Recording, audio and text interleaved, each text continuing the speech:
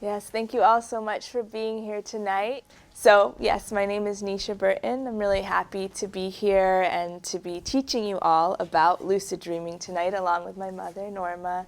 We developed this oracle deck together and masterclass in lucid dreaming because a lot of times after I got very involved in learning about lucid dreaming, having many lucid dreams, and then teaching about lucid dreaming, a common thing that people would tell me is that they had a spontaneous lucid dream or they got into lucid dreaming for a little while and then they just fell off the practice with it, or they encountered obstacles and didn't know how to get through them. And so through this deck, it was a new way to teach lucid dreaming non-linearly and letting people be intuitively guided to which cards they picked, and from that getting messages around how to learn about lucid dreaming or just to connect with their dream time. And so a dream practice through this system is what we developed together. Yeah. It's quite a unique development because it's a tarot deck or an oracle deck, so you can use it that way. It has a lucid dreaming teaching and a lucid living message. So you can draw a card each day, and see what the message for your day is, just like you do with an oracle deck. But then it also has the lucid dreaming instructions, and why don't you try this in your lucid dreaming, So it's been interesting to have different people that we meet draw a card, and it always seems to hit them right, like, wow, that was really the message I needed. So it has the magic of an oracle deck that way, which we're surprised at too, because we wrote it and wow, it really works. Even when we pull our own cards sometimes for our own life dilemmas, we're like, wait a minute, who wrote this? But we did. So it really works as an oracle deck.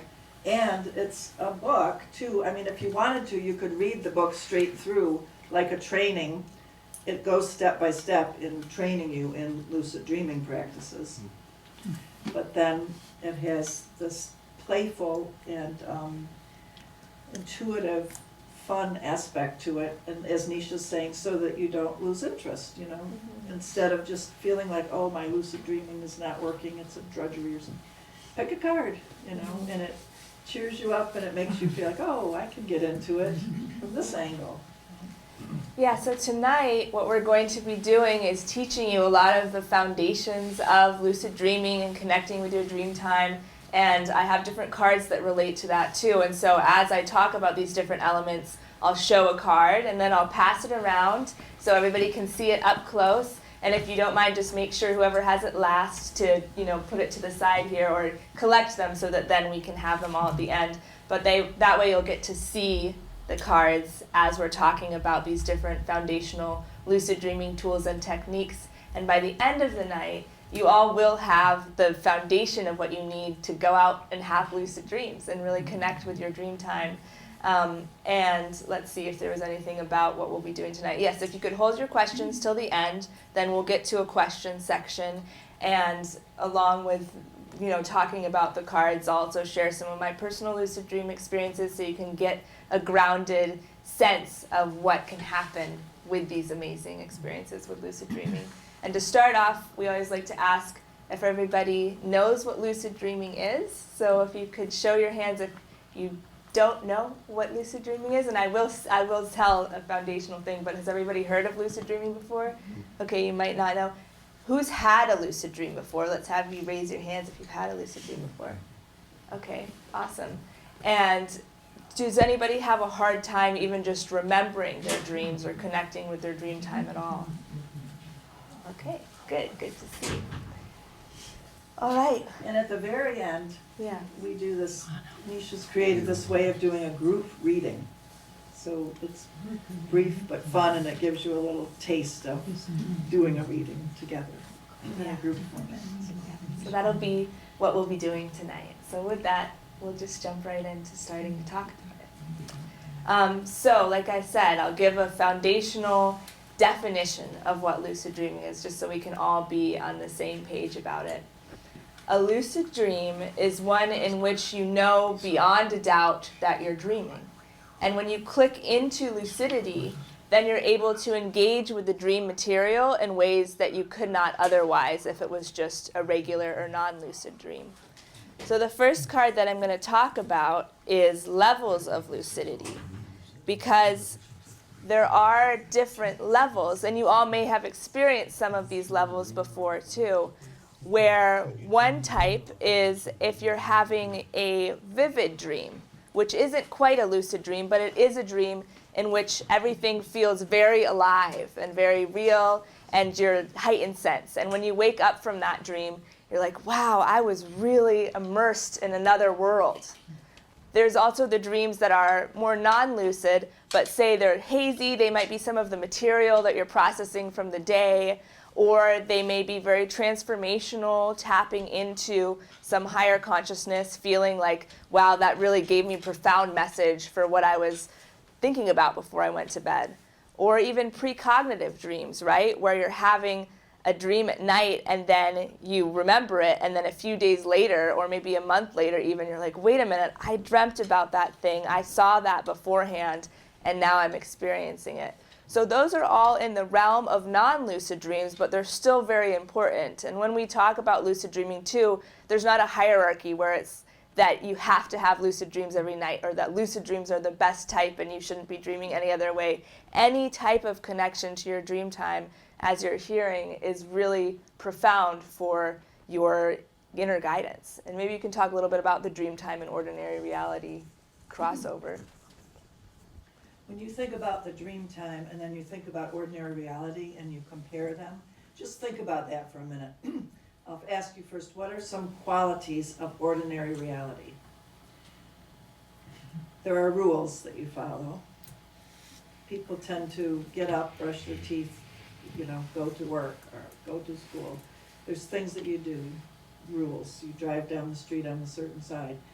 So rules, structures. In the dream time, by contrast, anything goes. There's gravity here. In the dream time, you can fly, you can defy gravity or the rules of nature. What else? Can anybody think of other examples like that? Ordinary reality versus the dream time? The differences? Walking through walls. Yeah, in the dream time, you can walk through walls. You can have superpowers. You can be visited by people who are alive. Yes, right? You're in a realm where you're with people who have died and people in other dimensions. Yeah. Any other contrasts between ordinary reality and Maybe dream? people you don't know. Or people you don't know. You Yeah. see them. You see them. You feel like you know them in the dream time. Yeah. Scary beings. Scary beings can be there in the dream time. You can have nightmares. You can swim in water without needing to breathe. Yeah, you can do things like that. Swim in water without needing to breathe. Fly. Perception of time itself. Yes, that's a good one. Right? Time is different in the dream time. It's linear in ordinary reality, and time and space are altered in the dream time. And as you engage in this dream practice, right, remembering your dreams and connecting with your dream time, you start to notice that whereas in our Western culture we really do divide ordinary reality and the dream time into two separate categories, and we think waking reality is what's important and we have to be here and it's like the most real thing. And the dream time, oh, that was just a dream. We disregard it, we don't remember it. And of course, all of you being here, you're not in that camp. You are seeing the value in the dream time, but we are enculturated really to disregard dreams, which is a big part of why a lot of people in our culture have a hard time remembering their dreams, because the mind, memory, stores what it sees as important and disregards what it sees as not important. And so if we're seeing the dream time as something that is not as important as real waking reality, then your memory will disregard your dreams, right? So a big first part of working with your dream time and preparing for lucid dreaming is seeing the value in it and really giving that concentrated focus to having an importance in remembering your dreams. But first, back to levels of lucidity, because I want to show you all this card and I'll pass it around. Again, we talked about how there's the vivid dreams, which are a step towards lucidity, right? Because you're very present in them. There's the dreams where you wake up afterwards and you think, oh, actually I kind of knew that I was dreaming while I was dreaming, which all of you may have had ones like that too. And whereas that is close, again, towards lucid dreaming, it's not full lucidity. And then there's the fully lucid dreams where, again, to reiterate, that is when you become aware that you're dreaming within the dream. And then all of a sudden it's like a light switch clicks on. And because of that, whoa, you're in a totally different experience of a dream because it feels as real as this waking reality. You have all your sensorial senses put back online, and so all of a sudden you can taste things, you can feel if you're flying, you can feel the wind going through your hair. And so it's a really amazing, amazing experience to have a fully lucid dream.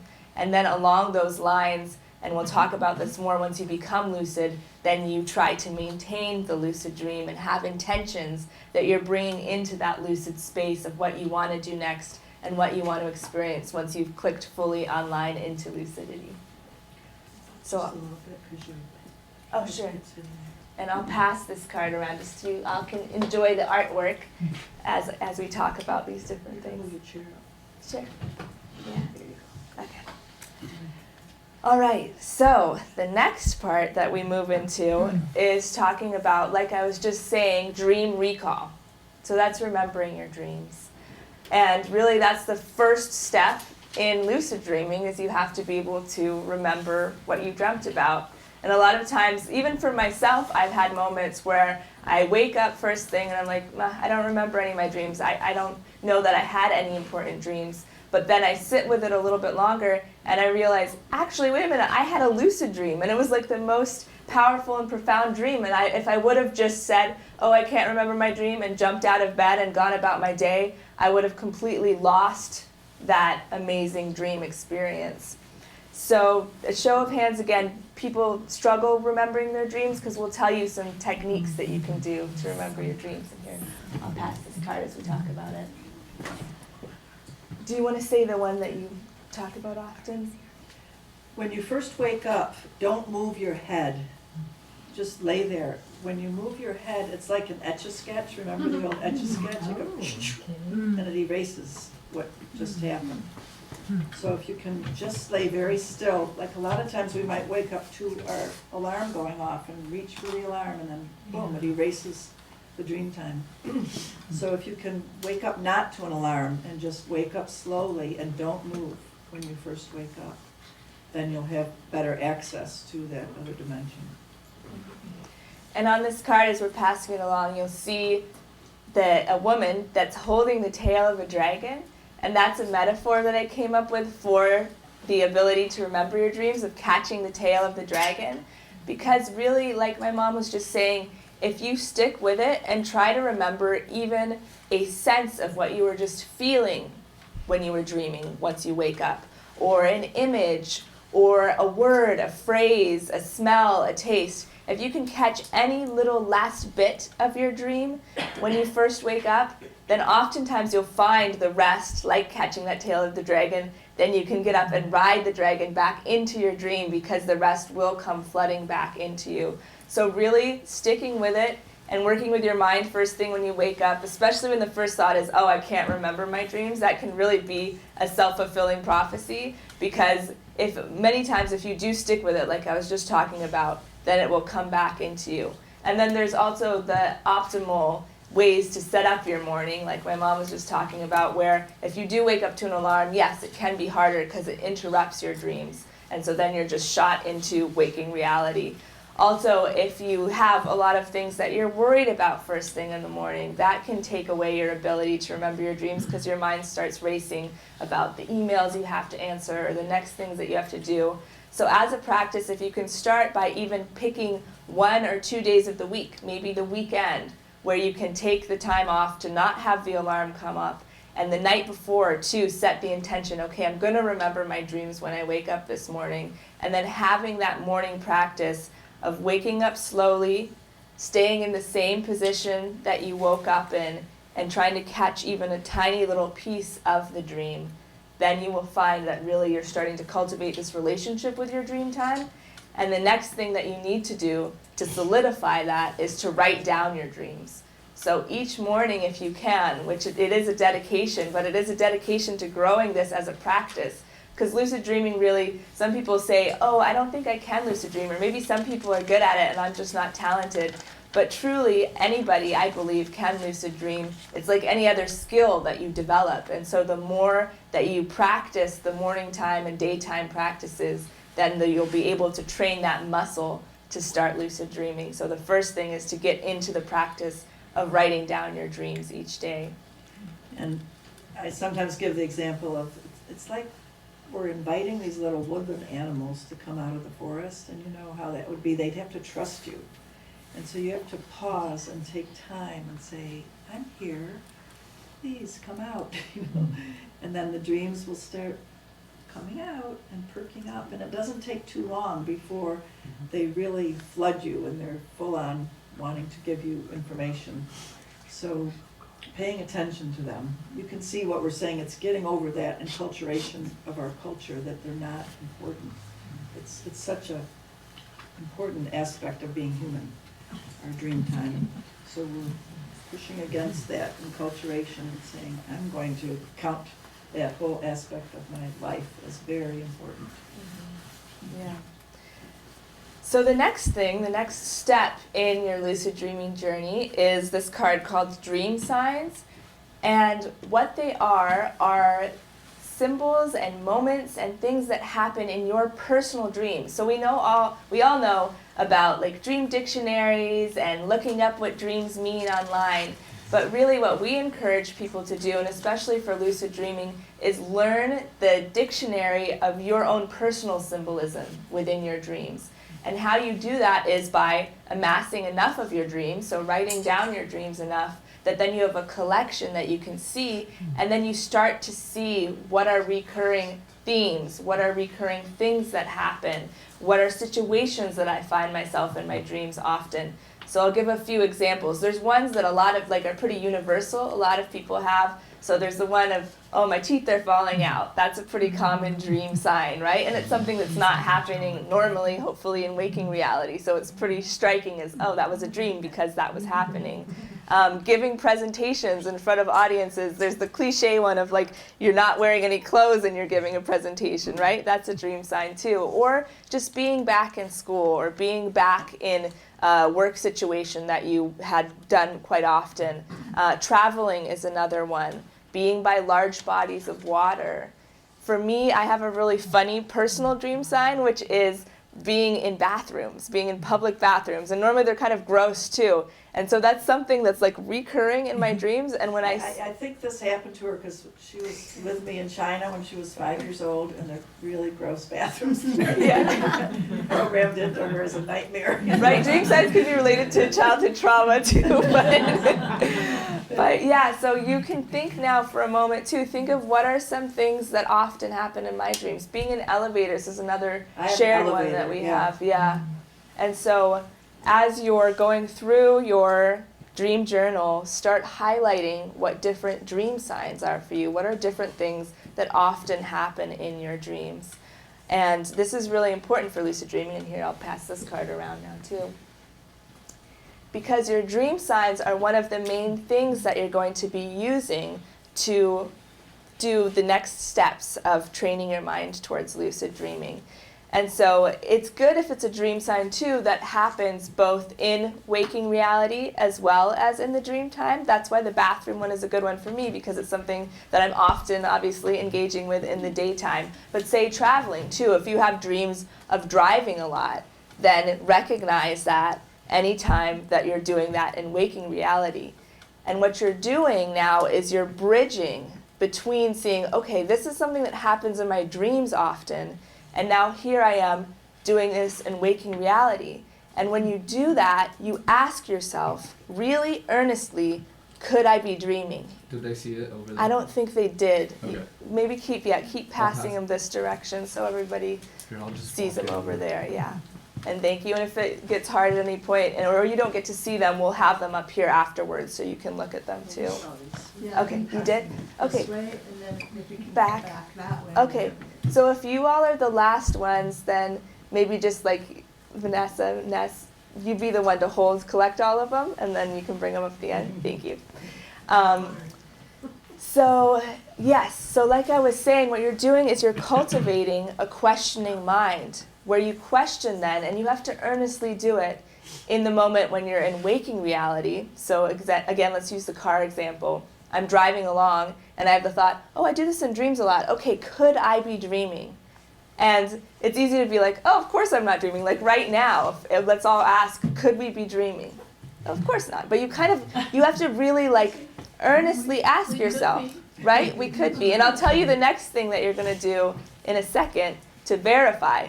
But first, really talking about the questioning mind. What you're doing is you are, again, cultivating a mind that earnestly asks and questions what reality your consciousness is in. Because oftentimes in dreams, we might think, could I be dreaming? And then we're like, of course not. There's a pink elephant in the middle of the room, but I'm not dreaming. And it's only once we wake up that we're like, wait a minute, I was totally dreaming. How did I not recognize that this outlandish thing that was happening was a dream? But it's because the mind is trained to not question reality, to not question what phase of consciousness we're in. And so what you're doing is you're undoing that. You're developing a mind that is constantly questioning. Mm-hmm. And she's going to lead into saying, now when you question, am I dreaming, then there's a test that you do in ordinary reality, and then you'll also do it in the dream time. Mm-hmm. And doing this test, this set of tests, will show you if you're in ordinary reality or the dream time. Yeah. And so this is really a key to lucid dreaming, which is called performing a state check. People also call them reality checks. And that is an action that you perform once you ask that question. And the action is able then to verify whether or not you're dreaming. So one that a lot of people know, and I'll pass around the card for this, which is it's hand signals is what it's called, is looking at your hands and flipping them back and forth. And Carlos Castaneda was someone who really popularized this technique of looking at your hands. And you ask yourself, could I be dreaming? And then you flip them back and forth. And when you're in waking reality, you will know your hands, right? And they'll stay the same. They'll stay as your hands. You'll have the same number of fingers. They'll look the same. But when you're in a dream, they won't. Either you'll have an extra finger or extra fingers. Maybe they'll glow a bluish color. For me, one time I did it, and then it turned into lobster claws. And then I knew beyond a doubt, okay, I'm definitely in a dream. So right now, let's all just take a moment, and let's ask earnestly, could I be dreaming right now? And kind of look around, study what this reality feels like, and then do the state check of looking at your hands and flipping them back and forth. Are they staying the same? Yeah, okay. So I think we're all in waking reality. Let's show them a couple more. I will, yes. So another state check that I really enjoy, and is one that I find works even better than the hand state check, which works really well for a lot of people, is this card is called Flying. And that's because the state check that you do is you jump up in the air. And it can be really a fun way to bring some play into your life too. But say we are walking down the street and we have the thought, wait a minute, could I be dreaming? And then we do the state check of jumping up in the air. If you're in waking reality, like you know, you'll come back down as gravity behaves always. You'll just come right back down. But in a dream, you'll float a little bit, or you'll fly. You'll stay off the ground for longer than you would. And it's an amazing state check because it really works so well, and it clicks that switch into lucidity immediately. And then, a lot of times too, because you're already jumping up, you'll get to have the experience of flying in your lucid dream, which is one of the most fun, exhilarating, especially when you're first starting off lucid dreaming, being able to fly and feel it being as real as if you were flying in this waking reality is so amazing. So that state check really leads then immediately into the experience of being able to fly in your lucid dream. Another one is to press your finger into your hand or onto the table or into anything. And in this reality, ordinary reality, it stops. You can't push all the way through your hand. But in the dream, when you push, you can go through. You've seen it in movies sometimes where they push on a mirror, you go through. Well, if you do that pushing test in your dream, it will not be solid. Yeah, and like my mom was talking about earlier, there are rules, right, in this waking reality that we know really well. And so what the state check is doing is it's testing those rules. And there's rules in the dream time too, but they're very different. And so when you are in the dream state, then the different rules, like being able to put your finger through your hand, or being able to fly, or your hands and physical body not staying the same as it would in waking reality, that's what then clicks the mind into the realization, oh wait, I know now, beyond a doubt, that I'm dreaming. And so that is what turns you into being able to have a lucid dream. So it's really exciting once you get to that point. Oops, sorry, my microphone. Once you get to that point, because then you have the full lucidity click on. And in the beginning too, a lot of beginning lucid dreamers then will have the experience of getting so excited once you realize that you're dreaming that you wake yourself up. So that's kind of like the next gateway of lucid dreaming, is getting past that stage. But even if you are getting to that stage and you're training your mind enough to be able to question, do the state check, and then become lucid, that's a great first step in the lucid dreaming journey, because you're seeing, okay, I've asked earnestly enough and I've done the things during the day to be able to then cultivate a lucid mind at night.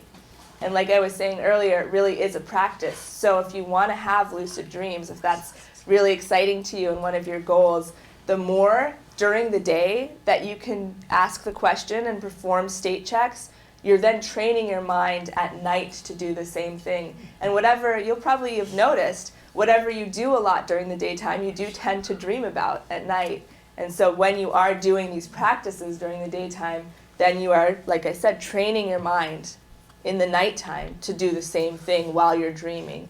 And when you do that, you become lucid. See, that's just a very important Yeah. part of it, that you've got to train your mind to ask the question, because then you'll do it when you're dreaming.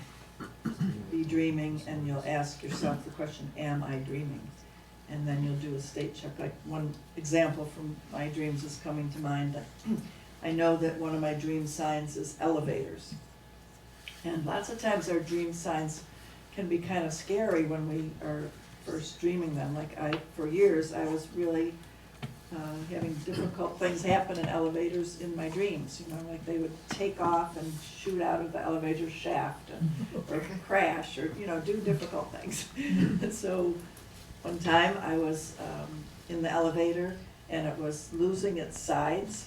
So then it was just a platform, and that's very scary as the elevator. But as that happened, I thought to ask, am I dreaming?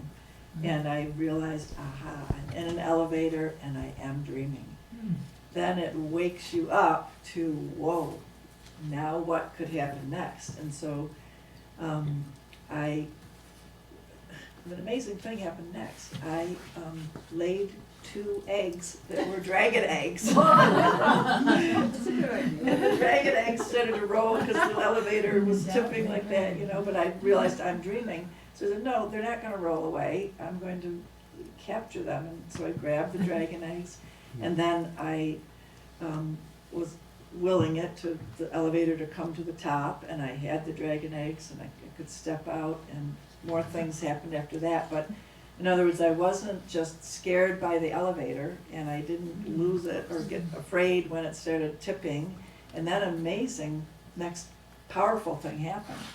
And then I went on to having a very lucid interaction with a being that I met there. So that's, see what I'm saying about you're in an elevator. So if it was in an elevator in ordinary reality, I should stop and say to myself, whoa, this is one of my dream signs. And I do this pretty often now when I'm in an elevator, which isn't that often in Ashland. Get in an elevator and say, okay, I'm going to do a state check. So I like to do the jumping up and down. So I jump up and down in the elevator and come back down and just laugh to myself. But it's a good state check too.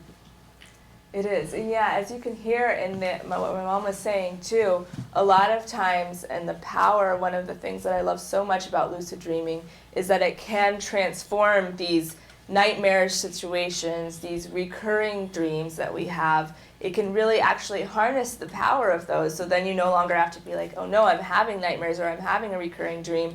You can actually transform that, and then you're thankful for that situation. You're able to completely heal and rewrite whatever the fear is, whatever the recurring dream pattern is. So an example for me too is that I had a fear around, in my dream time really more than in my waking reality even, but around somebody breaking into my house. And I would have a recurring dream nightmarish scenario where I'd be in my house, I'd be in my room, and I'd look out the window and I'd see that there was somebody out there, and I knew that they were going to try to break into the house.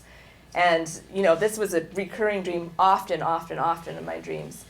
So through this practice of doing lucid dreaming and of getting really clear on what my personal dream signs are, knowing that that's one of my dream signs, I had a dream one night where, again, I was in my house, I look out the window, the familiar scenario of seeing somebody try to break in. At first I'm non-lucid, so I'm really scared, but then I had a moment where I paused and I thought, wait a minute, this is something that always happens in my dreams. I should perform a state check. And so I did the jumping up in the air one, and I floated. And I was like, oh my God, I'm dreaming. And when I had that realization, all of a sudden I became elated. Fear went into pure bliss and elation because I knew that I was dreaming. And then the person was still trying to break in though. So what I did was I was like, well, I know I'm dreaming now. I know nothing can hurt me in my dreams. And so I went and I opened the door, and at first it was a guy and he was really menacing, but I smiled at him and I'm like, I'm lucid dreaming right now. I know that we're in a dream. And I let him in, and then once I said I was lucid, he smiled back at me too. And then we were both in the house and we were flying around and laughing and playing, and this foe had turned into a friend and ally because I was able to shift that dream and shift that recurring nightmare. And when I woke up from that dream, I felt so empowered. And I really did notice, too, then when I would be home alone at night, in waking reality, that fear had shifted for me, too. And I found a lot more peace being, I didn't have the fear of somebody breaking in anymore. And so it just shows how it's not just about, oh, you're going to have these cool experiences in your dream time, and it's going to stay totally separate from your waking reality. Really, lucid dreaming influences your waking reality and gives you a lot more personal empowerment in your waking time too, a lot more confidence and feeling, because in lucid dreams you have so much agency. You can carry that same level of feeling of agency into your waking reality and take hold of it in an entirely different way once you have these very lived, very real experiences in the dream time. Yeah. And I'll just give another dream example too, because they do help to ground what we're talking about in specific examples. So to tie it back to the 3 steps that we've just told you about, I'll go back to the bathroom example. I was, every day as I was getting into lucid dreaming, practicing doing a state check whenever I would go to the bathroom. So I would be washing my hands, and then I would think, okay, could I be dreaming? And I'd look and I'd flip them back and forth. And if I was in waking reality, I wouldn't be dreaming. And so I was like, okay, cool, I know that. So I was really training my brain deeply in that particular neural pathway. And so then at night, I was dreaming. I was in a dream. I was non-lucid. I was going about as if it was waking reality. And I went into the bathroom and I had the thought, wait a minute, this is one of my dream signs. Could I be dreaming? But then I looked around, and it felt so normal and like waking reality, real. And so I was like, of course I'm not dreaming. This is not a dream. But I was like, I might as well do a state check because that's what I do. And I jumped up in the air, and sure enough, I started flying. Mm-hmm. And I was like, what? And then I realized, yes, this is a dream, and I recognized it as a lucid dream space. But I wouldn't have known. And it was such a mundane thing, right? You wouldn't think to ask unless you're training this way of thinking. And so then I did, and I became lucid, and I would have missed the opportunity to become lucid had I not been constantly practicing that. So it really shows how, if you keep doing the practices, even in the simplest moment, lucidity can click back on. It doesn't have to be a really elaborate or big dream moment where it's like, oh, there is a flying pink elephant through the space, so of course it's a dream. It can be really mundane things too that click you into lucidity. So another stage, which actually I need to pull the card for this, that's fun for lucid dreamers once you do start to have more lucid dreams, is what I call the desire fulfillment stage. And that's when you realize that, wait a minute, when I become lucid in a dream, then I can do many things and it's as real as it is in waking reality. So I'll give a very PG version of my desire fulfillment, which is that I'm allergic to wheat, and I have been my whole life. And so I've been sadly unable to enjoy eating donuts and croissants and all of these good things. So when I first started out lucid dreaming, I would click into lucidity, I'd be able to maintain my lucid dream, and I'd immediately think, okay, I'm going to go to a bakery in my dream, and I'm going to eat a croissant. I'm going to eat as many croissants as I want. And it was so wonderful, because then I would go and I would eat the croissants, and they tasted as real as they do in waking reality. And again, to say the crossover between the dream time and waking reality, then when I was awake, I wouldn't feel like I was missing out on being able to eat something that I couldn't eat. It actually did fulfill that desire for me. And so some people think, oh, lucid dreaming, then you're just going to be like doing all of these hedonistic things and you're going to get addicted in that space. And of course, if you like have a proclivity towards that, it's something to be aware of. But really what I found in talking to other lucid dreamers too is that it truly does satisfy and satiate those desires, and then you're able to, in waking reality too, just be more fulfilled. So here's this card, which we'll pass around. She's about to eat a popsicle.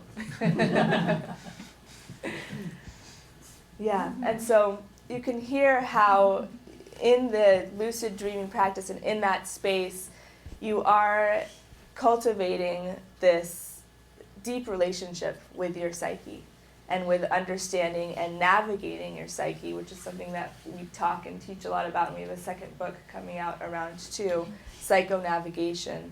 So from the fun and simple and light desires, all the way to also really profound experiences. Say you want to go in and talk to your inner child or your higher self, or you have a deep question that's been on your mind and on your heart for a long time, and you want to go in and get that insight directly from your subconscious mind, from your dream time. When you click into lucidity, you're able to do that. And really having a clear and strong intention about what you want to do in your lucid dreams is what propels your lucid dreaming practice forward. So the first intention you have is, I want to become lucid, right? And that's a really clear one to get you to that stage. But then once you get there, again, you can hear, okay, maybe my next intention is around desire fulfillment. I want to eat croissants, so I'm going to go into my lucid dream, I'm going to eat croissants. But then the next one is, yeah, I have this question or this past experience or a part of myself that I really want to explore deeply. I have a nightmare that I want to try and shift. And so then that's the next deeper intention is, okay, I'm going to go in and have the intention to work with that. And you can then keep returning to the same situation over and over again and advancing yourself in that. Like for me, I have a recurring dream of not having finished college, which I did finish college, but I had like a big trauma in my senior year. And so the nightmare would be, there I am at college again, not finishing it. So then as I got into being able to be lucid, then I would be in the college dream of, aha, I'm dreaming. Now let's see where we can go from here, And so rather than just repeating the same nightmare over and over again, you start to get traction with it. And amazing things happen to guide you to heal it, to overcome that past trauma. So you're in a whole different phase of it, but you're still in that dream scenario, but you're advancing your healing within it. Mm-hmm. Yeah, and my mom, in Waking Reality too, she teaches people the Journey to Completion, which is a system for advanced trauma healing and being able to work with your shadow.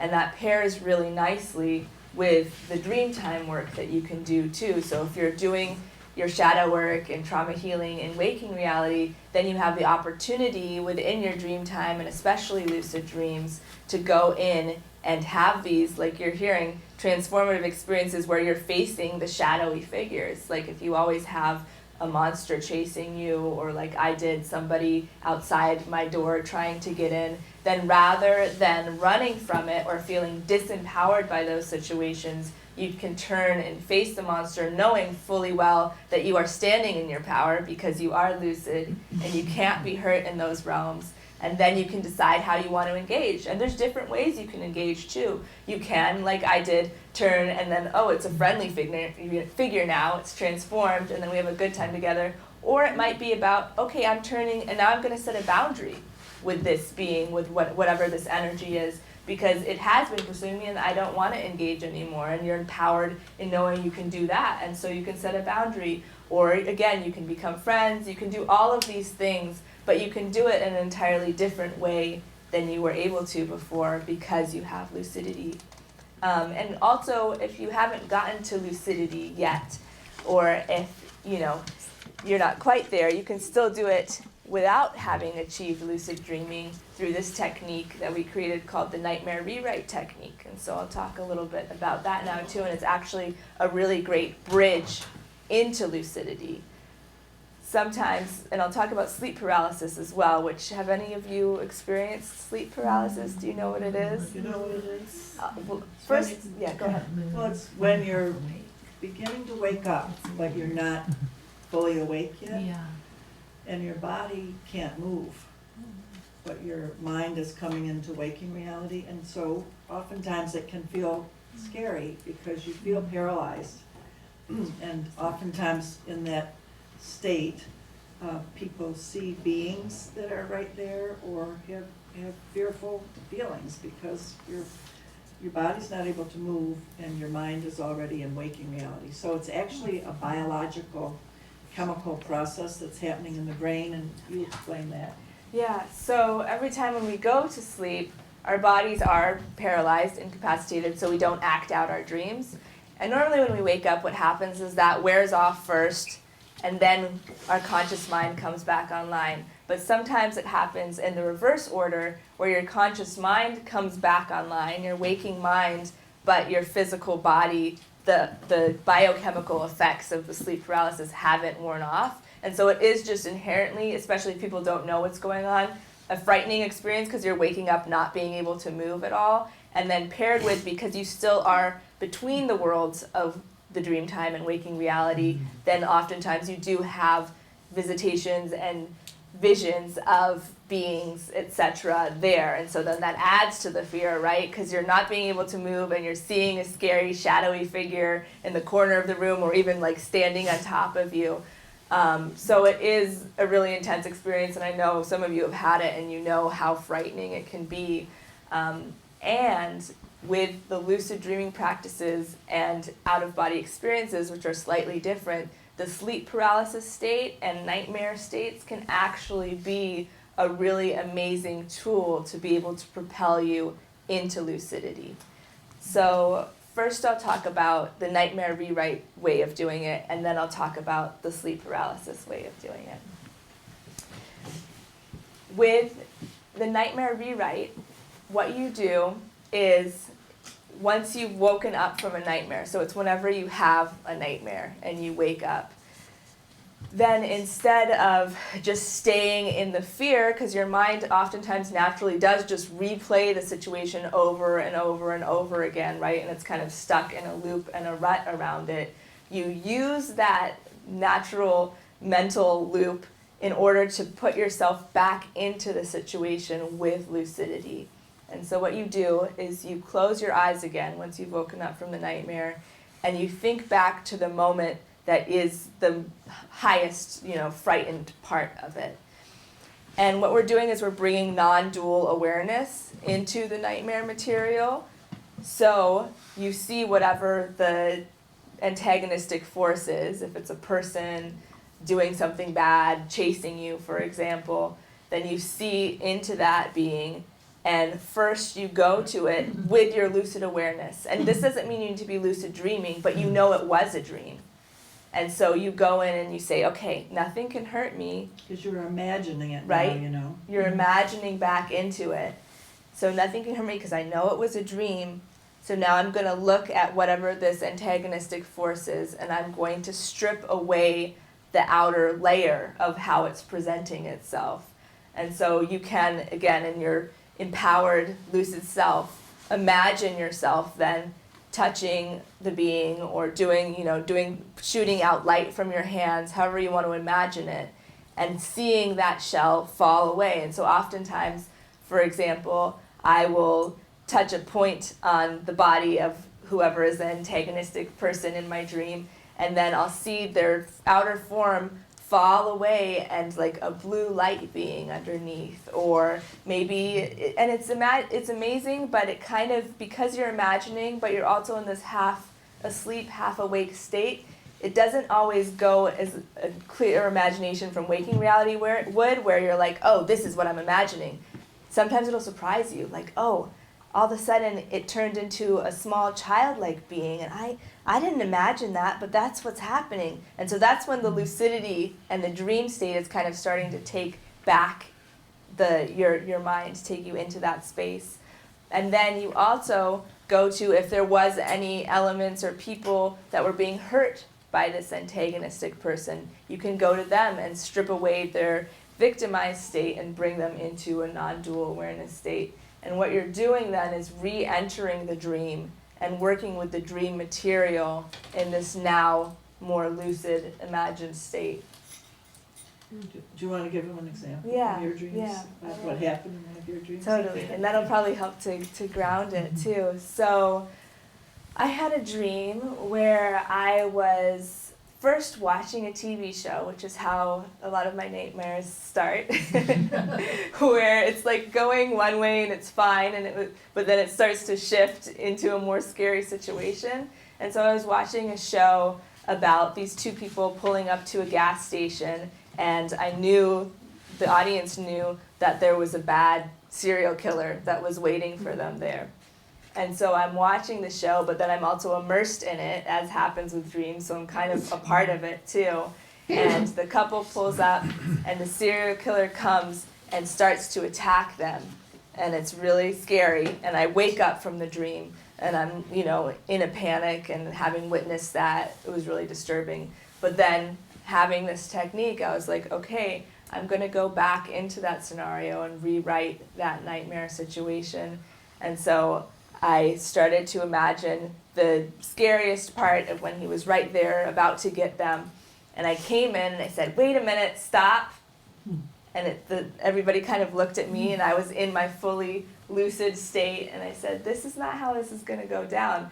And I went over to the bad guy, the serial killer character, and I touched his forehead, and all of a sudden his whole being peeled away, kind of like filaments of dust bursting away, and underneath it was just like a kind of like shadowy black figure. But I said, that's not a good thing to do. And it was like I was talking to him now like a child. And I was like, we don't do that to people. We don't treat people that way. And then I went over to the couple that was being attacked by him, and they had wounds on them, and I went and I touched the wounds, and the blue light came, and their human forms fell away, and then they were like blue light beings, and they were healed. And they were feeling better too. And the whole situation all of a sudden transformed from this really scary scenario then to this very healed and empowered one. And what happens too is then I was fully back in the dream. I had taken my waking consciousness where I was imagining these things happening, and because I was in that in-between state, then at a certain point it shifted over to then becoming a lucid dream. And so then once I was in the lucid dream and that had happened, then we had resolved that situation, we were all feeling better, and then I went on to have a great lucid dream. So what she just described, if you read other books on lucid dreaming too, it is a practice that lucid dreamers do take on, of being able to slide back into the dream time from a waking state, from a dream you've just had, and then enter into that dream lucidly. From the waking state, you've been in the dream, you're in the waking, and then you go back into the dream. So that's a practice, a skill that you develop, but then, as she's saying, when you get back into the dream state, then you are lucid, and you have, you see what she's saying about you have power when you're lucid, because you can say, this is a dream, and this scary character doesn't have power over me. I am here and lucid, and I can do something different here. So there's tremendous power when you wake up in the dream and realize it's a dream. Nothing can hurt me. All through time, you know, like she said in the beginning, we said I'm a student of religions all over the world and ancient religions, and so people, humans, all through time have known that if we can gain our power in the dream time, you know, and realize that we have this multidimensional self, we're gaining our power back. You know, our souls are gaining their power back, and we're not afraid of death anymore then. So that's a big part of what's happening, and why it's so important to dream and lucid dream is because then we're realizing our multidimensionality, and that this bodily form is just one form of us, and we don't have to be afraid of death because we're bigger than we realize. So I'm trying to get at how it's just very empowering what we're talking about. It's so important that we all do this to gain our power back. Yeah, that's. I was just going to add to that. That's really what started me off in my lucid dreaming journey. Was, you know, growing up with my mom, I was lucky because I was always encouraged in my dream time. I was never told, oh, that was just a dream, disregard it. So I did have very vivid dreams, and I did have lucid dreams spontaneously as a kid, which maybe some of you have experienced too. When we're children, a lot of times we don't have that layer of don't pay attention to the dream time and it's not real, and so we can naturally have more lucid dreams. But then in my 20s, in my mid-20s, is when I really became dedicated to learning about lucid dreaming and taking it on as a practice, like I'm talking to you all about doing.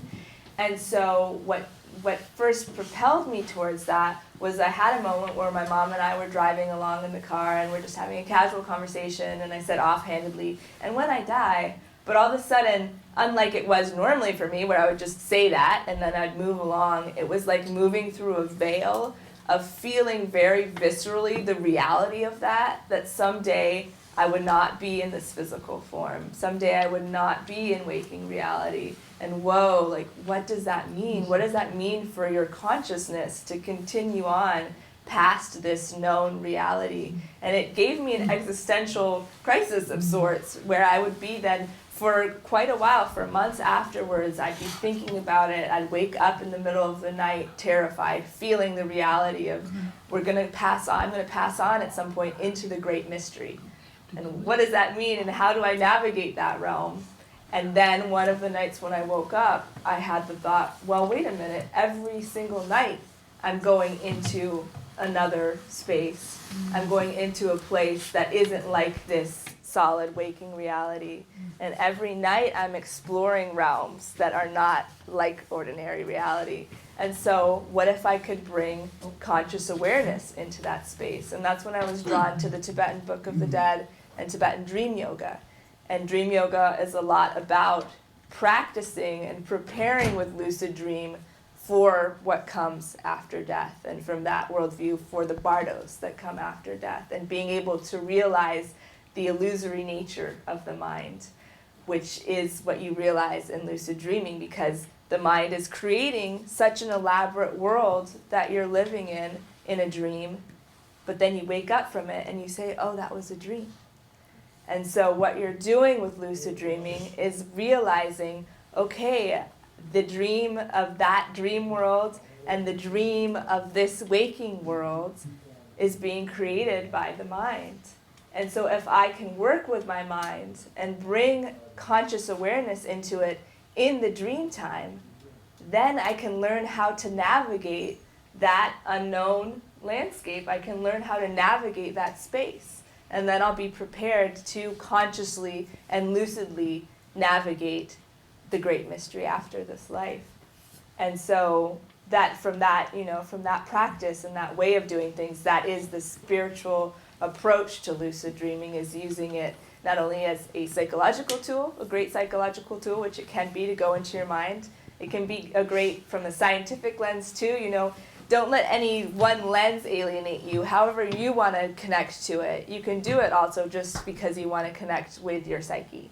You can do it because lucid dreaming has really great benefits for your memory, strengthening your memory. You can actually practice skills, and they've done scientific studies where you rehearse a skill in your lucid dreams, and then you gain more mastery in it in waking reality. They did one study where there was a bodybuilder, and he could become lucid, and he'd do exercises in his lucid dreams, and then he actually would have more muscle mass in waking reality too. So there's great scientific reasons. But there's also the spiritual reasons, right? And so you can really use it as a tool for preparing for the after-death experience. Yeah, there's so much, obviously, to talk about. And I want to make sure we have enough time for questions, too. So I'll just go through one more card, one more thing that I want to talk about, and then we'll open it up for questions. Okay. So the last card that I want to share is called co-author. And that is because in the lucid dream, oftentimes people think or even worry sometimes about once they become lucid, then they're going to have total agency and control over their dream time. And they'll be able to do anything, but won't that take something away from the dream world, having all of this control over it?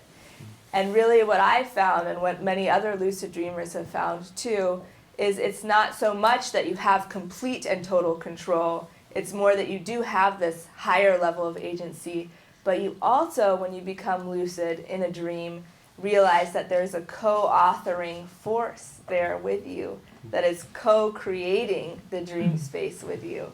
So I'll give an example from my lucid dream of meeting the co-author very clearly, where I was it had been a little ways in my lucid dreaming practice, and I was at a stage where I had read about, both from the Tibetan dream yoga practice as well as Stephen LaBerge talks about it, where you can start to try and control elements in your dream and change them, multiply them. And so the thing that I was doing was I was in a lucid dream and I was looking up at the sky, and it was a beautiful sunset, and I was thinking, okay, I'm going to change the sky from night into day.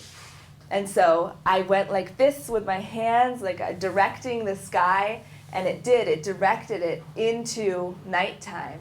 And I was like, wow, that's amazing, I did it. I controlled my dream, I made it turn into night. And then all of a sudden, it turned back into day, it did a reverse. And I was like, wait a minute, I didn't do that, what the heck? And then I thought, okay, well, the other practice I remember is that you can summon a friend. You can bring somebody familiar to come and meet you in the lucid dream. So I thought really hard about a friend, and then, boom, they appeared there, and I was like, yes, I did it. I have control. But then I looked away, and I looked back, and it was a completely different person that I didn't know. And I was like, what? I didn't do that. And so that happened a few more times, and it felt like this really playful energy, this playful back and forth, showing me, yes, you do have a lot of agency, and you can change things in your dream, but also, hey, I'm here too. And I was meeting that co-authoring force and seeing that I was co-creating with it. And so you can look at it as, you know, your psyche, and like, okay, I'm co-creating with this subconscious part of my mind, or with God, your higher self, etc. But you're not alone in your dream space. And when you become lucid, you really realize that there is this loving, playful force that's there meeting you and playing and creating with you. Nisha's a really advanced lucid dreamer. I mean, I've met many dreamers in my life, and there's so many things I wish that she could share with you, and I think relate to, be fascinated by.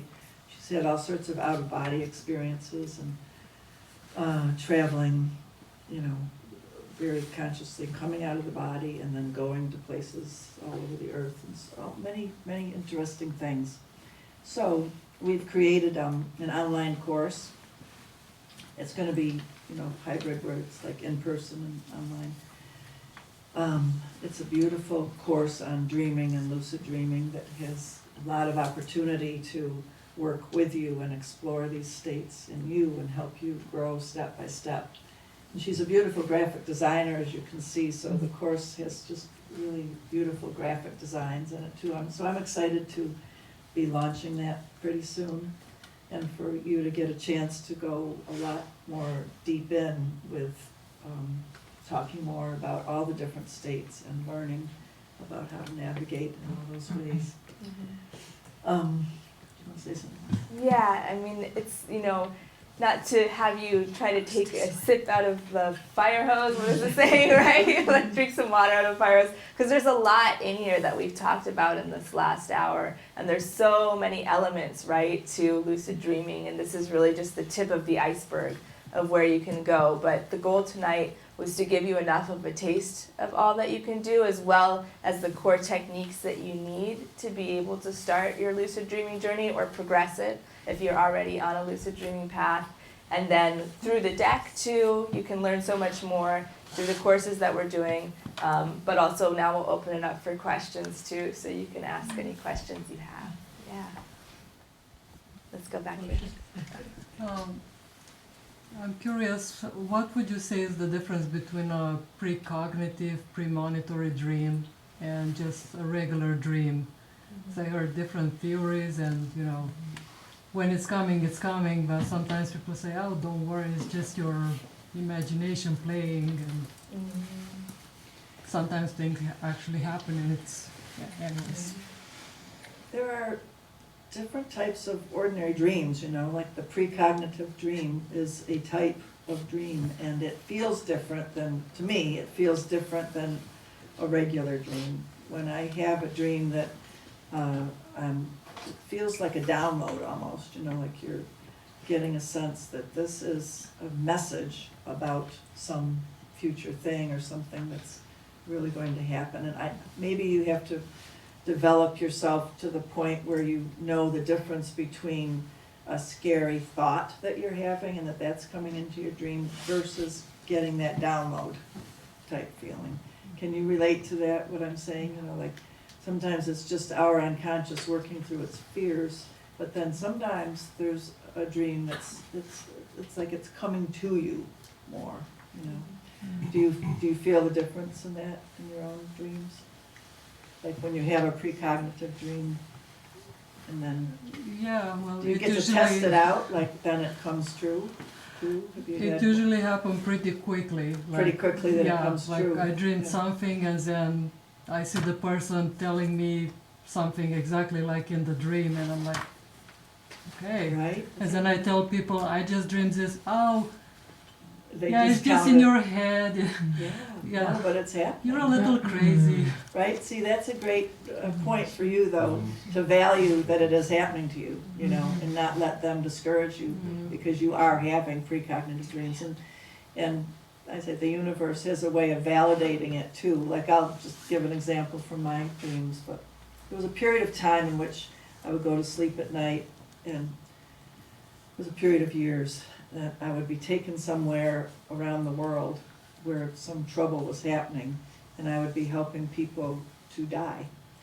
And so one time when the universe gave me an affirmation, like I'm saying can happen, where it shows you, I was having a precognitive dream about something that was going to happen. Well, I dreamt that I was in Japan in a recreational center, and I knew that a tidal wave was coming, and so I went over to the teachers and I said, we got to gather the children around and let's all sing together. And then we saw the tidal wave coming, crashing down. But the children were all protected and we were all singing. We all died, but I was comforting them and helping them.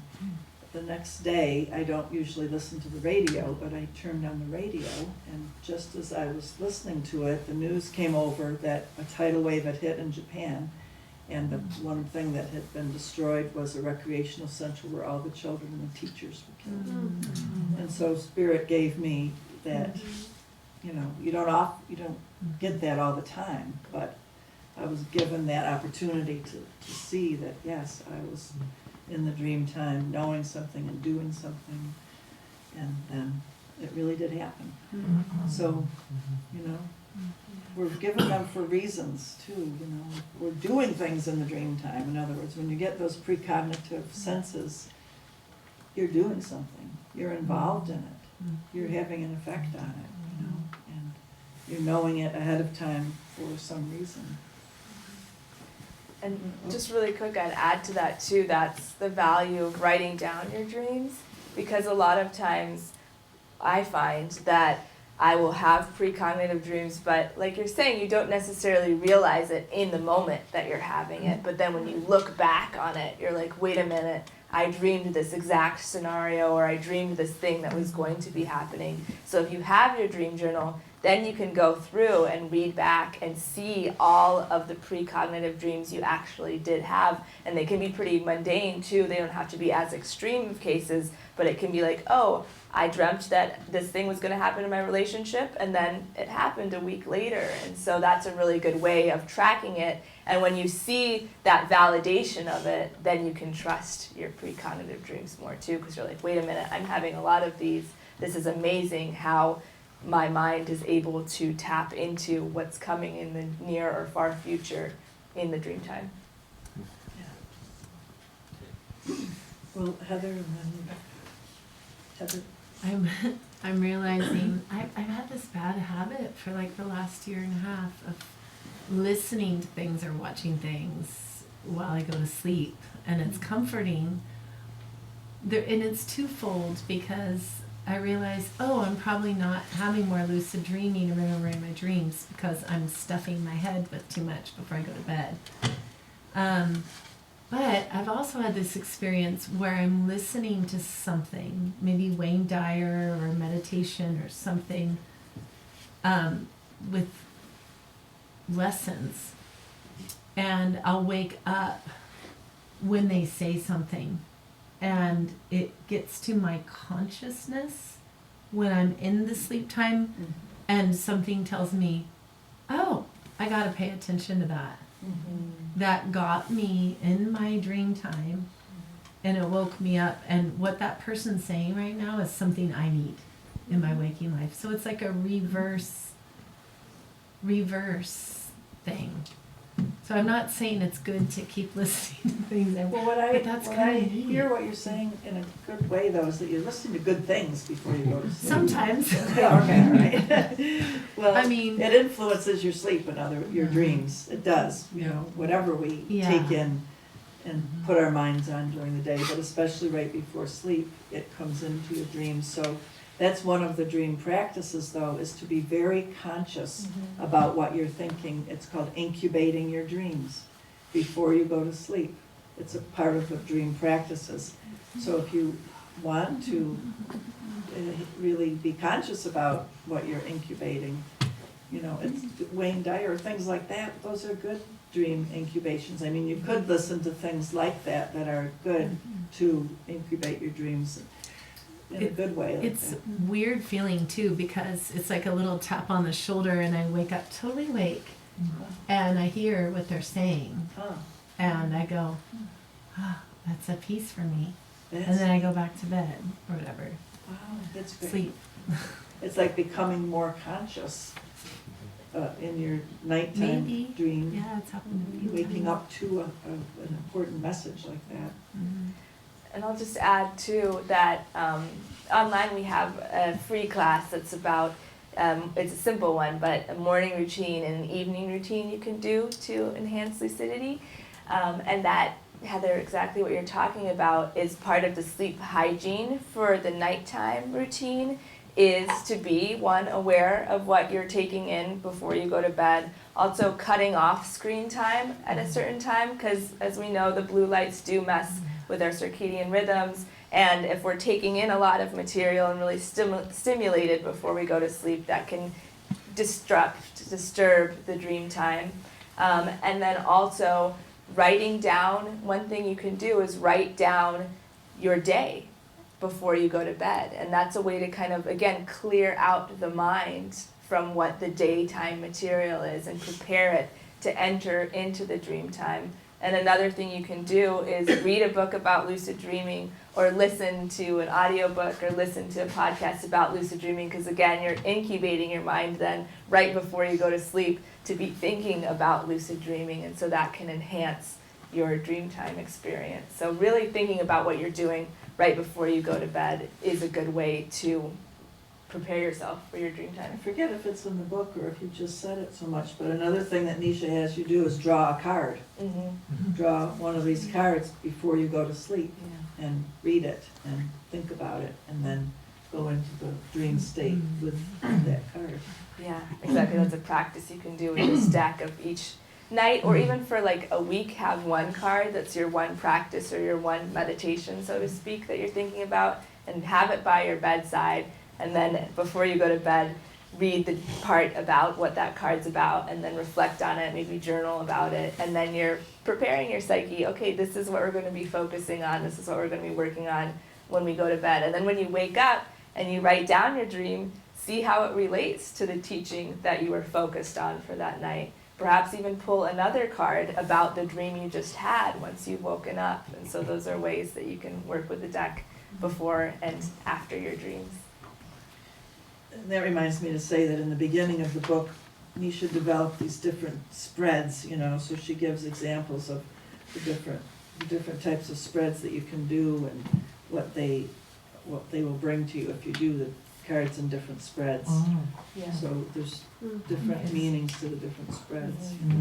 Yeah, getting clarity around what a particular troubling dream was, or what you're going through in your waking reality, past, present, future. There's different spreads you can work with in there. More questions? Okay, I'll let you call. All right, well, we should go with Anna, Rebecca, and then Aletha, that's right. Well, my question is about something that I've experienced a couple times where I think it's possible that I was working through a way that I died before in my dreams. One is falling off a cliff. And I had these repeated falling off a cliff dreams until I was able to gradually work through that, to where at one time fell off the cliff, oh yeah, here we go, falling off the cliff again, and then I hit the ground, and then I realized I wasn't dead. So that was cool. And then the next time fell off the cliff, hit the ground, and popped back up. And I went, I'm fine. And then I never had that dream again. So do you think, I don't know whether that happened, like I was just completing something that happened, before I did this one? Or what Could was your be. thought? It could be that it was a way that you died before, or falling off a cliff can also be very symbolic too. Right. Of a big fall of some kind, fear of some kind of big fall, and then gradually healing that, gradually conquering it, so. Yeah, I wasn't sure which one it was, and Yeah. and maybe I'll never know. Yeah, maybe you'll never know, but you know that it was something you needed to work on and heal, right? And that it worked Yeah, to heal eventually. it. Yeah, and it's a great example of how you have to repeat dreams over and over and over again, and they do change and grow, and we get healed through that process. So once you know that too, you're not so afraid of having the repeat dreams like Nisha's saying too, because if you can realize, like we have with that not graduated from college one, I've got to dream this over and over again because it's going to progress. At first you might, when you're having those repeat dreams, you don't realize that and you're scared about them every time. But then you grow to realize this is going to progress into healing. And one other thing I'll add to that too, this is another card called Practicing Death. And that is a practice from Stephen LaBerge writes about it, and also from the dream yoga side of things. But being able to use the dream time, and especially lucid dreams, to practice our deaths, to face that ultimate fear, right, of encountering, of experiencing death. And so I've had a lot of experiences too where once I became lucid, then I was like, okay, I'm going to practice this death experience. And I had one where I was in an airplane and all of a sudden, and this can be a bit of a recurring dream scenario too, I was in an airplane and it started to rumble and I was like, oh no, we're gonna be crashing. And it was really scary, but then I had the thought, wait a minute, could I be dreaming? And then I did a state check, and yes, I was dreaming. And so then I was in a fully lucid state, but the plane was still crashing, and I wasn't stopping it from crashing. And so I'm like, I'm gonna see this experience all the way through in a lucid state. And so we went down, and it crashed, and I felt, again, in a lucid dream, it's as physically visceral as it is in waking reality. So I felt this extreme pressure and contraction of impacting with the ground. And then I felt this amazing expansion out of my body and out of, the physical form that I was in the dream, and an amazing bliss and joy. And so it's like encountering a near-death experience in the dream time and being able to see it all the way through lucidly, so you're not having that same level of fear. And it was a really powerful and transformative experience to practice the death in the dream time. This is a two-part question. The first part is about state checks. I've been doing some reading about OBEs, and with OBEs, it's said There's that out-of-body experiences.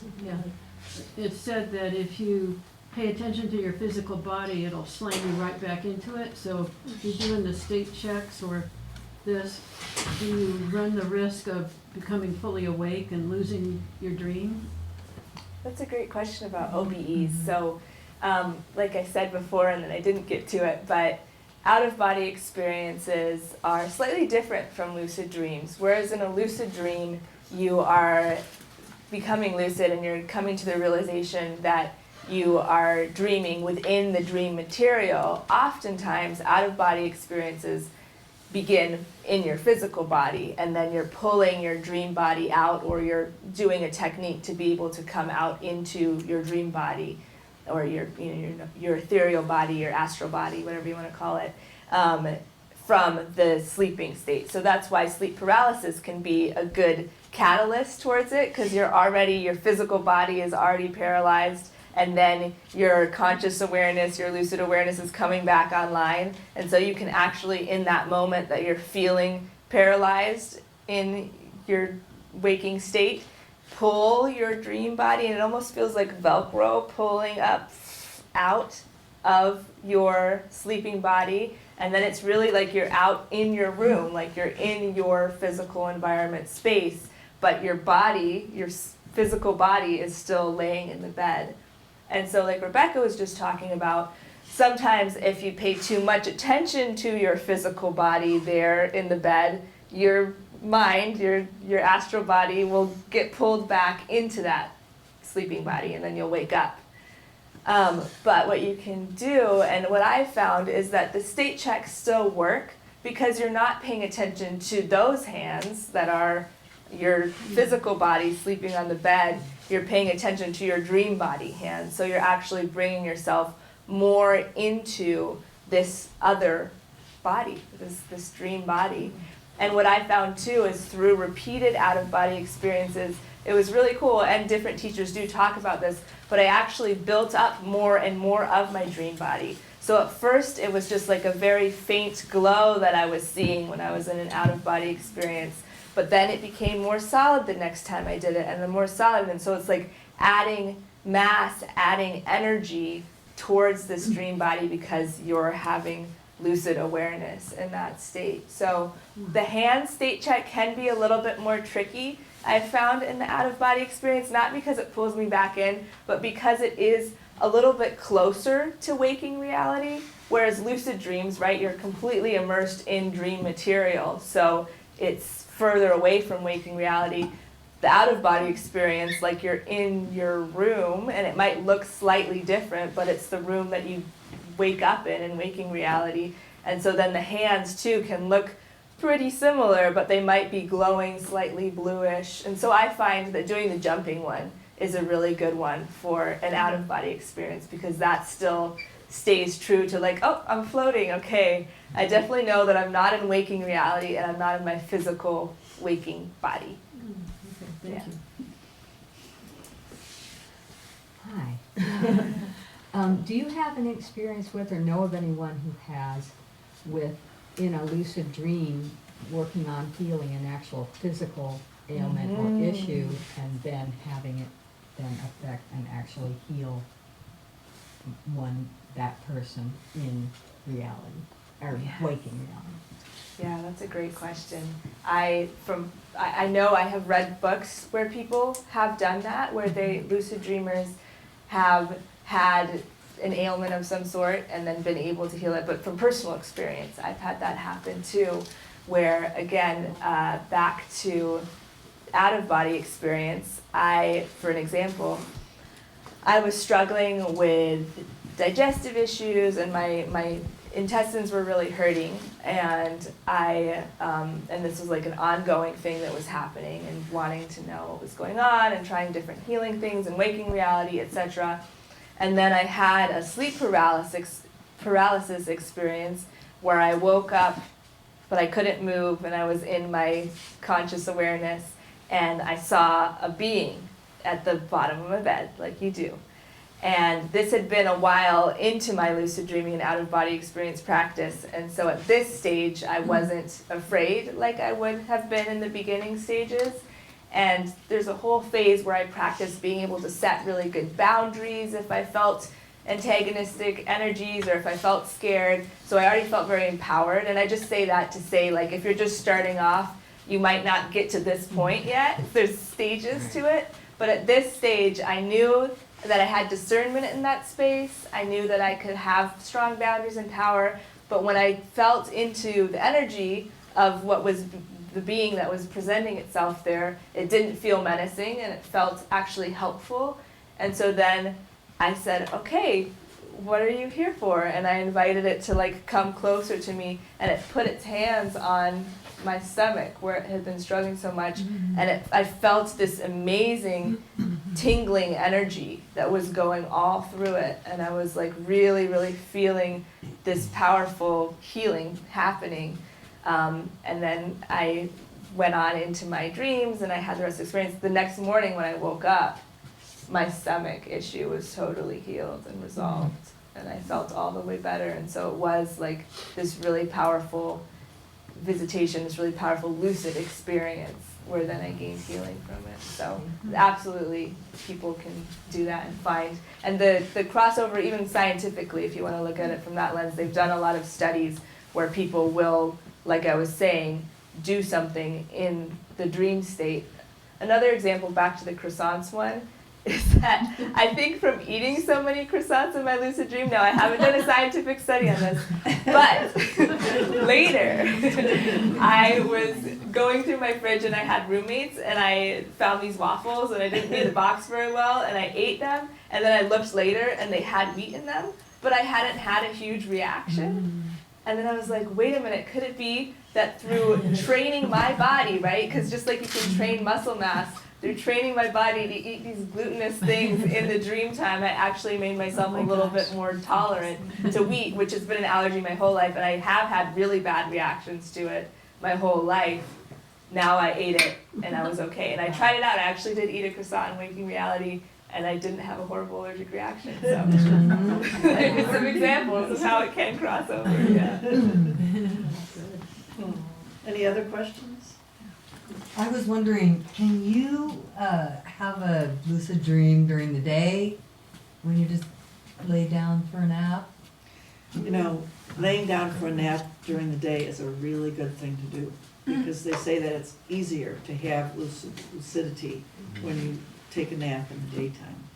So it's a really great thing to do if you want to practice and amp up your dreamtime practice. Has that happened to you during the Yeah, day? it seems like it's like I'm so much more aware then, and I can actually kind of create, like, dream up my reality that comes about later. Like I feels like I've dreamed up things.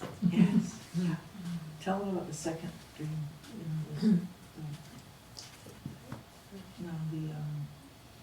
The Celtic practice of waking up. And I'm going back and see if it reminds me of that.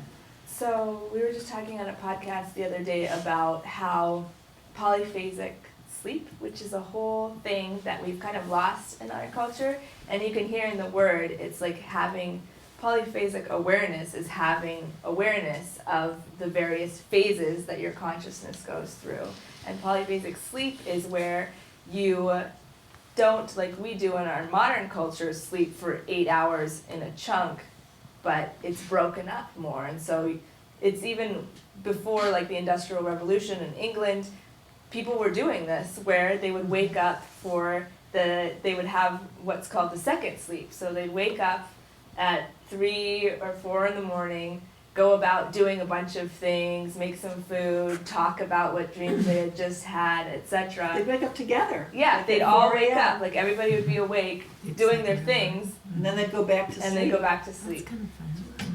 Yeah, Right? right? And in that way of living, and also now you can see it in modern cultures, like in Europe and stuff, with the siesta, right? And taking a nap during the day, but as like an actual practice of this is your sleep schedule, is you always take a nap at 4. And it's a way to integrate ordinary reality and the dream time more, because you're going between the two more regularly, rather than just one chunk of dream over here and one chunk of waking reality over here. Thank you. Yeah. I'm wondering, how do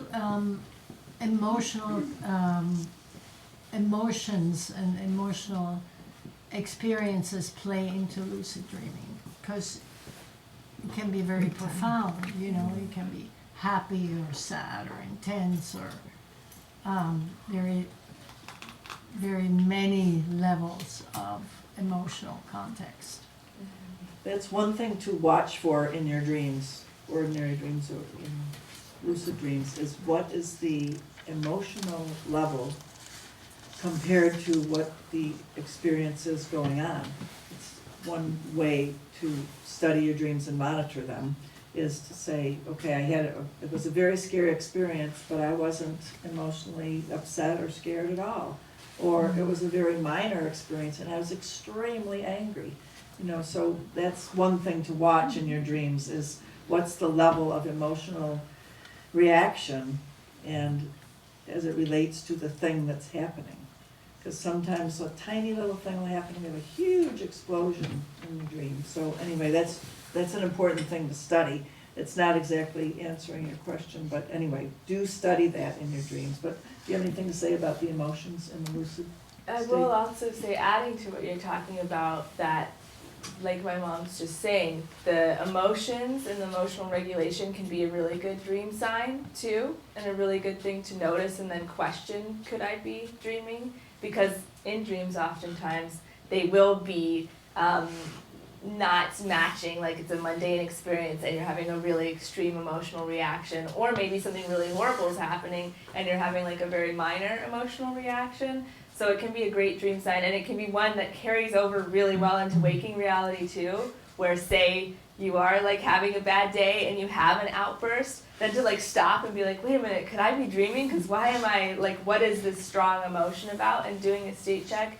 And really that helps to then track what emotions are coming through and track your emotional regulation, and understanding how the dreams can really reveal what we really feel about situations. Because a lot of times we do kind of try to downplay, or sometimes I call it like gaslight ourselves into being like, oh, I'm totally happy with this relationship, but then we're having dreams where we're really angry and we're yelling, and it might not even be at that person, it might be unrelated, but you're seeing this emotion really strongly manifest in your dream too. So it's powerful to track that.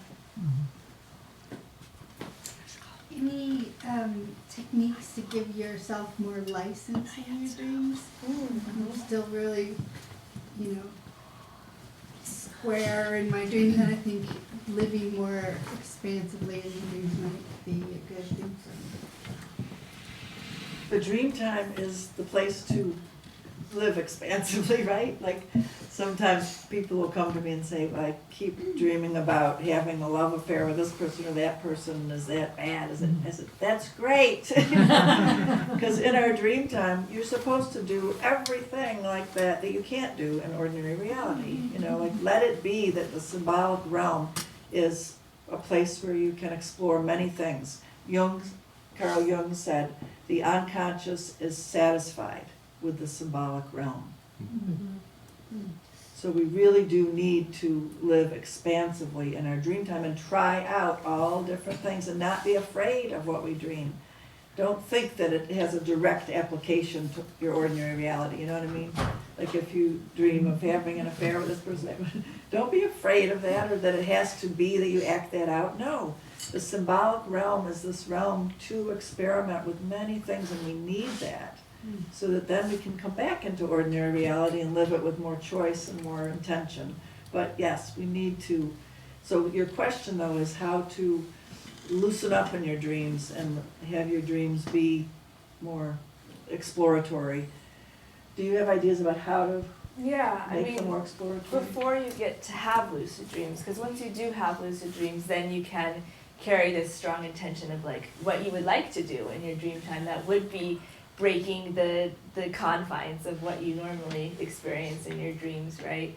So you could be like, oh, I'd like to experience this, I'd like to experience that, and that can be a really good driver towards lucidity too. And even before you're having lucid dreams, doing active imagination practices of lucid dreaming. So we have an online meditation that you can listen to that kind of is prepping you for lucid dreaming and taking you into that state. But what you can even do simply is just close your eyes and imagine you're in a dream, and then imagine, okay, I'm doing my state check now. Oh, I've become lucid. And then imagine into what you would like to do after that moment. And so then again, you're priming and prepping your mind for then once you become lucid to remember, to carry, because there is what I talk about as like a membrane that you pass through when you go between the dream time and ordinary reality, and it's a membrane of forgetting. And so when we go into the lucid dream space too, a lot of times you'll become lucid and you'll be like, wait a minute, what was it that I wanted to do? Oh no, I don't remember. And then vice versa, right? When you wake up, you don't remember what you just dreamed. You're like, wait a minute, it was so vivid and it was so there just a second ago, but now I don't remember. And so what you're doing is strengthening the ability to carry memory between the two spaces. And it really is something you can do. You strengthen that muscle again, and so then you get good at remembering what your intention was once you became lucid in the dream, and you get really good at remembering what you were dreaming about once you wake up. What that's making me think about too is that I've been teaching the journey to completion for years, which is a great preparatory study in our psyches and how to navigate them, because you go in through the drumming journey. So it's a way of drumming that guides your psyche into a trance state. And it's a great way to learn psychonavigation because you are awake, you know, like the drumming's going on, you're here, you're awake, and you could pop out of it just like that if you wanted to, but you're training your mind to go into that dream state and to follow after your power animal and have all these experiences. So it really awakens your skill and imagination in the dream time to do the drumming journeys that way. And the new book that we're coming out with is called Navigating Liminal Realms. And it has a lot of teaching in it about how in ancient cultures going into the dream state through the drumming journey was a practice all over the world that people were trained in. And then they were also trained in all the different dream school techniques. So those two practices that we have access to, we all have access to, used to be common parlance all over the world. People were trained in those. And then doing psychedelics is like a realm that you have practiced beforehand then with your psyche. And when you have the added impact of the psychedelic, you know what you're doing better in the psychonavigating because you've trained your mind before in these mystical states to be able to go in a more skilled way into the psychedelic states. So it's fascinating how our Western culture, you know, made people lose connection with something that we humans have had all through history, but I think we're getting it back. We're realizing how important our dream time is and spending time like gathering here talking about it and valuing it in our practices. So Let's do maybe 2 more questions. Okay. And then we'll do the final reading. Yeah, final. For the group reading. Yeah. Okay. All right. So I I saw have your a hand quick raised. question. You can keep mentioning online. Do you have a website? We do. Thank you. Yes. Thank you for My asking. question So our website is luciddreaminglucidliving.com. Same as the name of this oracle deck. We also have an Instagram, which is the same handle at Lucid Dreaming Lucid Living, and I post more like bite-sized things there and tools and techniques.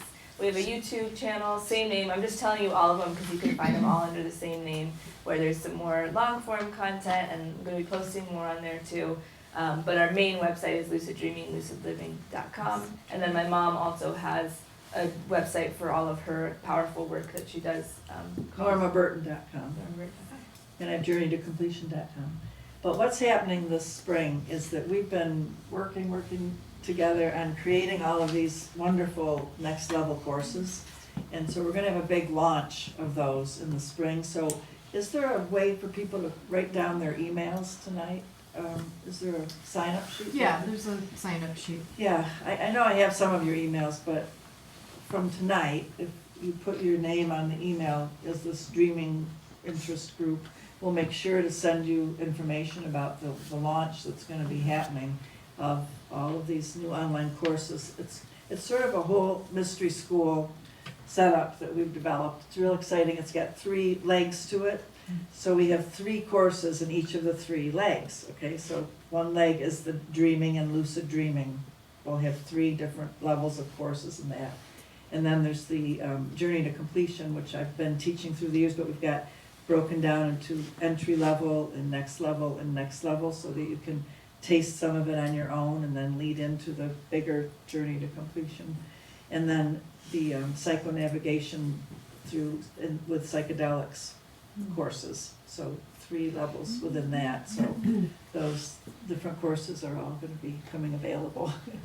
Do you have any decks tonight to purchase, or is it only on? You know, we need to order some more from the publisher ourselves. So we brought one, we only We have have one one extra. deck, and we have this one that's been open, but just opened tonight, so We have it's 2 with fresh. us. So we Okay. have 2 with us, and then also Bloomsbury's been carrying them, and Soundpiece. Okay. But then you can order them online, and we have cards too that you can take. Through so the you know. Lucid Dreaming, Lucid Living, or You could just go on to Amazon. Yeah, you know, okay, and Amazon, order it on Amazon. or the directly from the publisher, however if you don't like using Amazon. As this is here in town and becoming more popular, people have been asking us if we'd like to lead an in-town dream group, and we'd love to. So we'd love for you to get this and start working on it and be in touch with us, because we'd like to have an ongoing, deep time together around the dreaming work. And one more thing I'll say about the website too is that there's places that you can go and put your email too if you don't get a chance to write it down, or if you forget, you can sign up to get on the newsletter where we'll announce all these things. And also there's a way to contact us through the website. And since you're all here right now, you can know luciddreaminglucidliving@gmail.com email. So it's very simple, all the same across the board.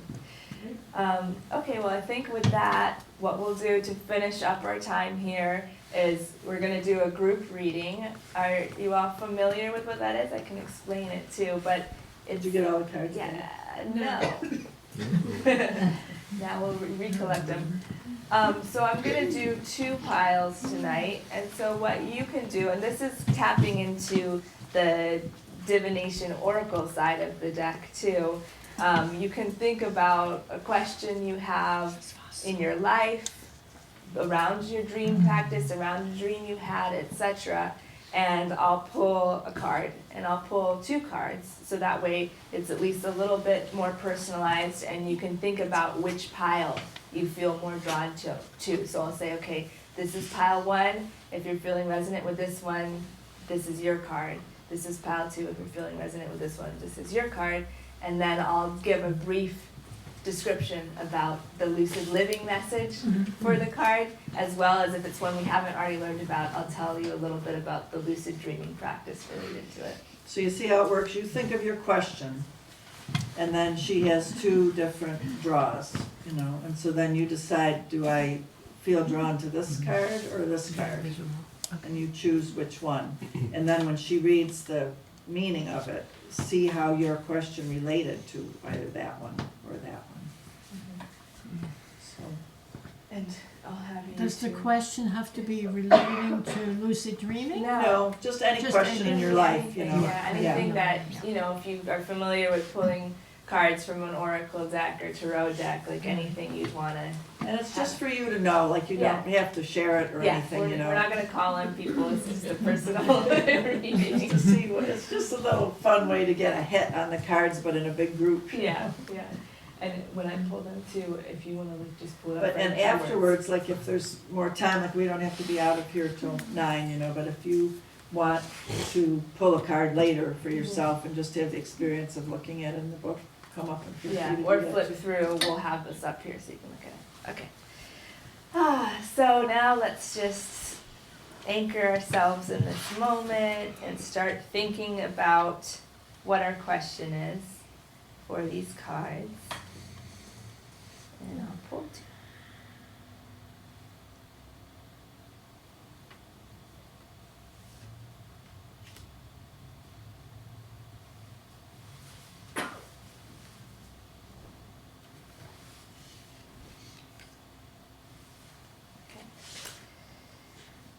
So this is pile 1.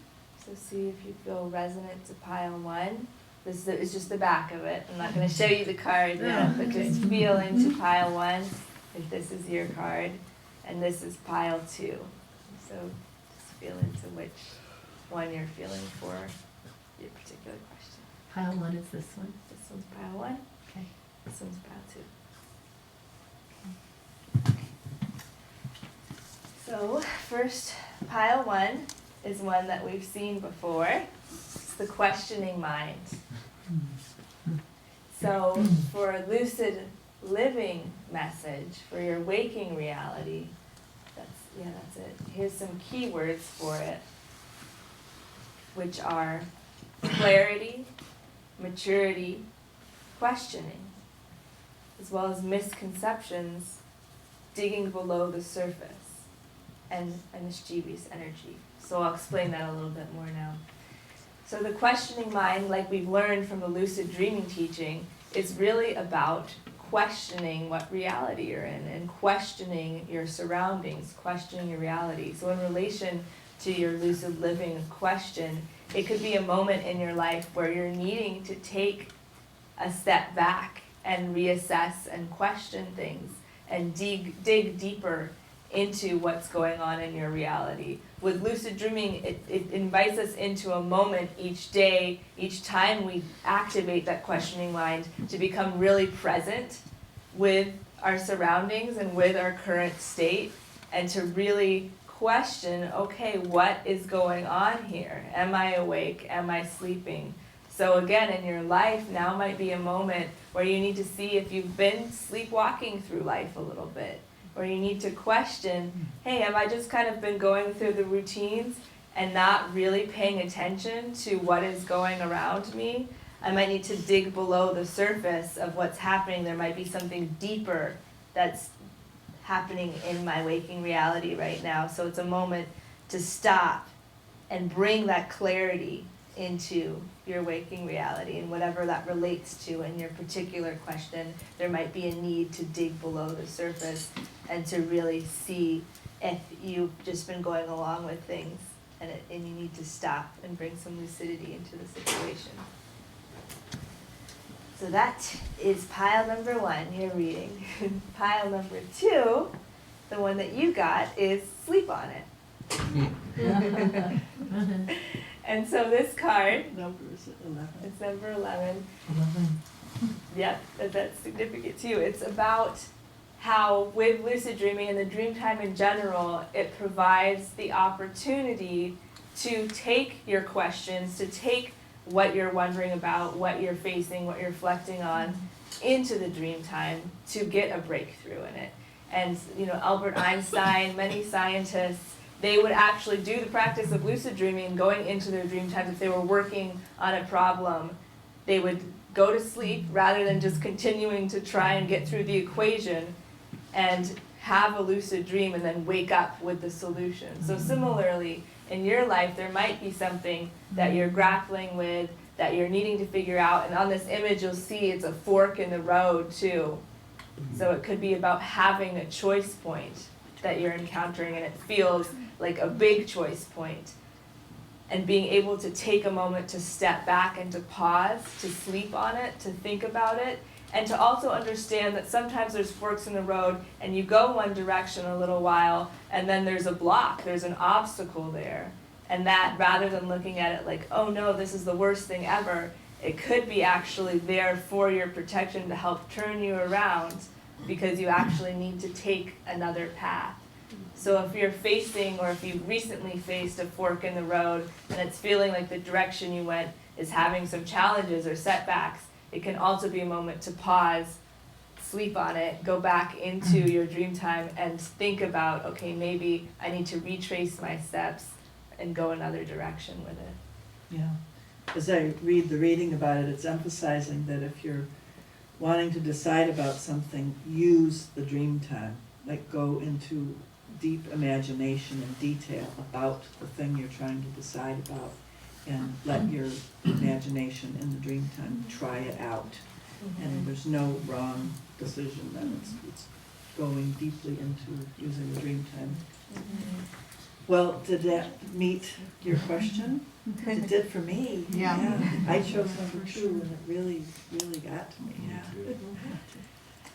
Oh, well, with that, thank you all so much for being here. Feel free to come talk to us afterwards.